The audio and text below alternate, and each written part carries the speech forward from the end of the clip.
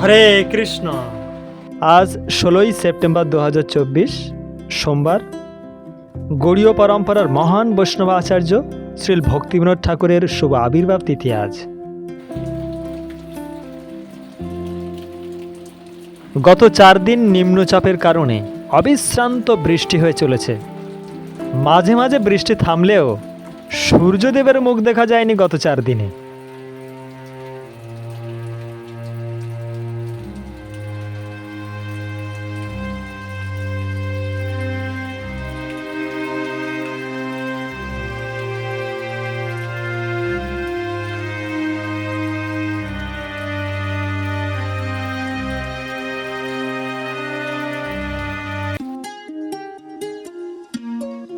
ভগবান শ্রীকৃষ্ণ ও শ্রীমতী রাধারানীর কৃপায় আমি একজন প্রাইভেট টিউটর হিসেবে সেবায় নিয়োজিত গত 13 বছর ধরে। যদিও teaching is my main profession, তবে মিউজিকের প্রতি আমার একটু আবেগ রয়েছে। আজ মাত্র 2 জন ছাত্র উপস্থিত, because it is still raining continuously.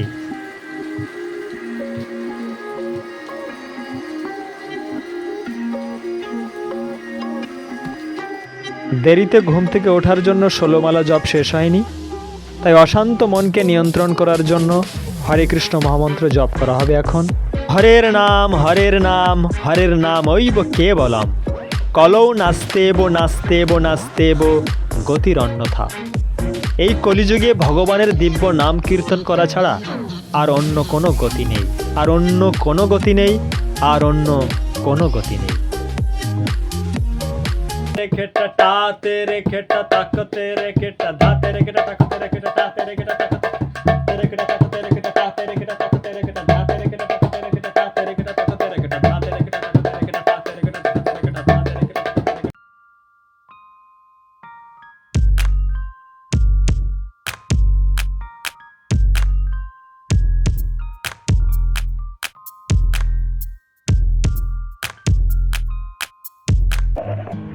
হরে কৃষ্ণ। শ্রীলা প্রভুপাদ বুক অধ্যয়ন, শ্রীমদ্ ভাগবত পঞ্চম স্কন্ধ, অধ্যায় 26, যার নাম নরকের বর্ণনা। তো কয়েকটা নরকের বর্ণনা আজ পড়ব, শুরু করি। হে রাজন, যে ব্যক্তি অপরের ধন, স্ত্রী ও পুত্র অপহরণ করে, অত্যন্ত ভয়ঙ্কর যমদূতেরা তাকে কালপাশে বেঁধে বলপূর্বক তামিশ্র নরকে নিক্ষেপ করে।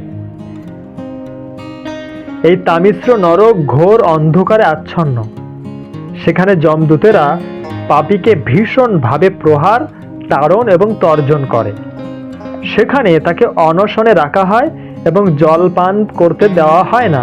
এইভাবে ক্রুদ্ধ যমদূতদের দ্বারা নির্যাতিত হয়ে সে মূর্ছিত হয়। তাহলে অন্যের ধন, স্ত্রী এবং পুত্র অপহরণের ফল এটা। গতকাল বৃন্দাবনের এক মহান সাধুর প্রবচন শুনছিলাম। তিনি বলছিলেন আমাদের জীবনের 4টে উদ্দেশ্য। প্রথম হচ্ছে কি? ধর্ম, অর্থ, কাম, মোক্ষ।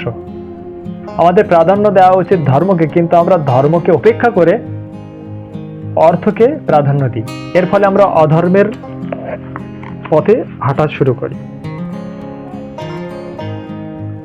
দ্বিতীয় নরকের বর্ণনা, যে ব্যক্তি পতিকে বঞ্চনা করে তার স্ত্রী পুত্র উপভোগ করে, সে অন্ধ তামিশ্র নরকে পতিত হয়। বৃক্ষকে ভূপাতিত করার পূর্বে যেমন তার মূল ছেদন করা হয়, তেমনি সেই পাপীকে ওই নরকে নিক্ষেপ করার পূর্বে যমদূতেরা নানা প্রকার যন্ত্রণা প্রদান করে। এই যন্ত্রণা এতই প্রচণ্ড যে তার ফলে তার বুদ্ধি এবং দৃষ্টি নষ্ট হয়ে যায়।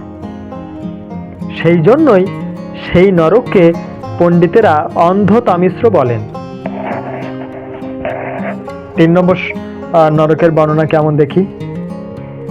যে ব্যক্তি তার জড় দেহটিকে তার স্বরূপ বলে মনে করে তার নিজের দেহ এবং দেহের সম্পর্কে সম্পর্কিত আত্মীয় স্বজনদের ভরণ পোষণের জন্য দিনের পর দিন অপার প্রাণীর হিংসা করে, সেই ব্যক্তি মৃত্যুর সময় তার দেহ এবং আত্মীয় স্বজনদের পরিত্যাগ করে প্রাণী হিংসাজনিত পাপের ফলে রৌরব নরকে নিপতিত হয়।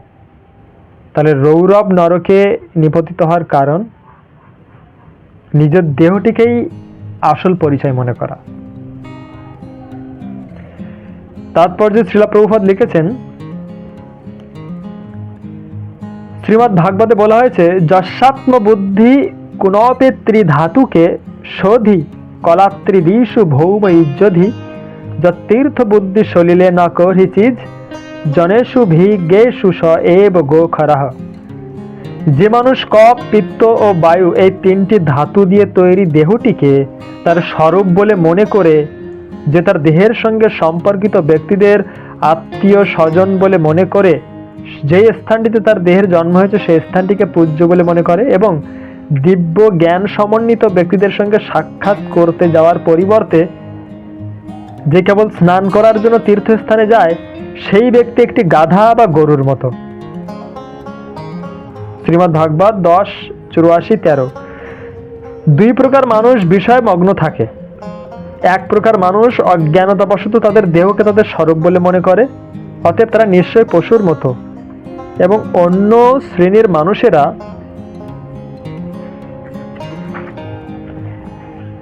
যে তাদের দেহটিকে তাদের স্বরূপ বলে মনে করে, কেবল তাই নয়, উপরন্তু সেই দেহটির ভরণ পোষণের জন্য সব রকম পাপ কর্মে লিপ্ত হয়। সে তার নিজের এবং পরিবারের ভরণ পোষণের জন্য অন্যকে প্রতারণা করে অর্থ সংগ্রহ করে এবং অকারণে অন্যের প্রতি হিংসা পরায়ণ হয়। সেই প্রকার ব্যক্তিদের রৌরব নামক নরকে নিক্ষেপ করা হয়। কেউ যদি একটি পশুর মতো তার দেহটিকে তার স্বরূপ বলে মনে করে, তাহলে সেটি তত বড় পাপ নয়। কিন্তু কেউ যদি সেই দেহটির ভরণ পোষণের জন্য অনার্থক পাপ করে, তাহলে তাকে রৌরব নামক নরকে প্রক্ষিপ্ত হতে হয়। এটি শ্রী বিশ্বনাথ চক্রবর্তী ঠাকুরের অভিমত। পশুরা নিশ্চয়ই দেহাত্ম বুদ্ধি সমন্বিত, কিন্তু তারা তাদের দেহ এবং পুত্র কলত্রাদির ভরণ পোষণের জন্য পাপ করে না, তাই পশুরা নরকে যায় না।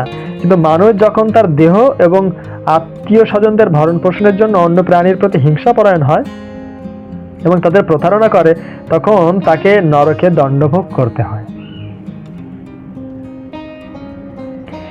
এই জীবনে যে হিংসাপরায়ণ ব্যক্তি অন্য প্রাণীদের যন্ত্রণা দেয়, মৃত্যুর পর যখন সে তার কৃতকর্মের ফলে যম যাতনা প্রাপ্ত হয়, তখন সেই সমস্ত প্রাণীসমূহ যাদের হিংসা করা হয়েছে তারা রুরু হয়ে তাকে পীড়া দেয়। অর্থাৎ আমরা যেসব প্রাণীদের এই জীবনে মারব, তারা আমাদের আগে নরকে পৌঁছে যাবে এবং তারা রুরু নামক দেহ ধারণ করে আমাদেরকে পীড়া দেবে। এই জন্য পণ্ডিতেরা সেই নরককে রৌরব নরক বলেন। রুরু প্রাণীকে এই পৃথিবীতে দেখা যায় না, তারা সর্পের থেকেও হিংস্র। শ্রীধর স্বামীর মতে রুরু ভারশৃঙ্গ নামেও পরিচিত।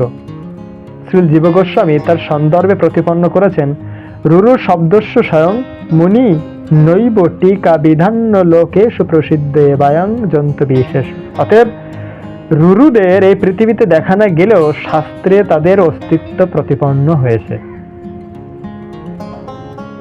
লাস্ট নরকের বর্ণনা পড়ব, তারপরে শেষ করব।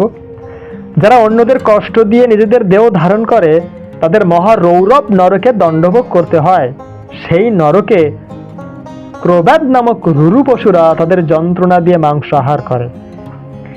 যে সমস্ত পশুতুল্য মানুষেরা কেবল দেহাত্ম বুদ্ধিতে জীবন ধারণ করে, তাদের মহা রৌরব নামক নরকে নিক্ষেপ করা হয় এবং পর মাংস আহার করে দেহ ধারণ করার জন্য ক্রোব্যাদ নামক রুরু পশুরা তাদের মাংস আহার করে।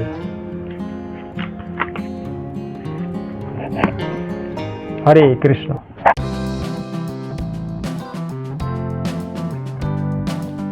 Hello friends, we are playing a game. What meaning? This is Wanirban Sarkar.